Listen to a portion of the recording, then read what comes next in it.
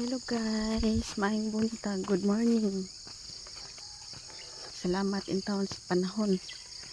Musimba na sad ko guys. May namang panahon. Nimbiya naman si Basyang. Salamat in taon sa Ginoo. Kani ang wala na lang gid intay ba kalamidad nga moabot sa tong panginabuhian kay taon. Luoy kay mag-uuma.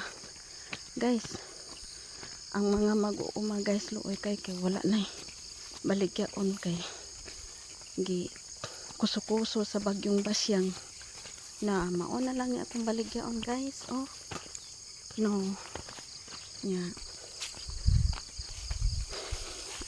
salamat taon tas Ginoo guys, maay ng tempo manimba ta guys. Ubanita ninyo sa akong paglakaw sa padong sa simbahan nga ta ipadayon ang kalinaw sa atong panahon. Ay ikapadayon in taon ang kamaing tempo. Unya wala na gid intay kalamidad nga moabot sa atong pangabuhian. Kay ang mga katalagman nga dili na gid in taon na mo abot sa atong pangabuhian kay paita Lord, paita guys.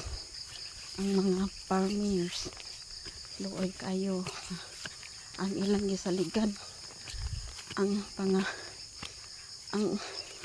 pananom ra gid itawag baligyaon nya gi kuso-kuso lag kausa sa bagyong Basyang nga unta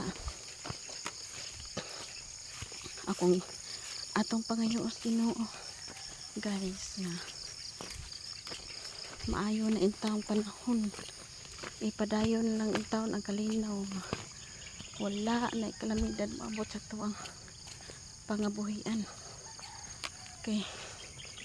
Susluoy agad taon sa mga tanom sa baligyaon sa mag-uuma nga maoy ilang gisaligan.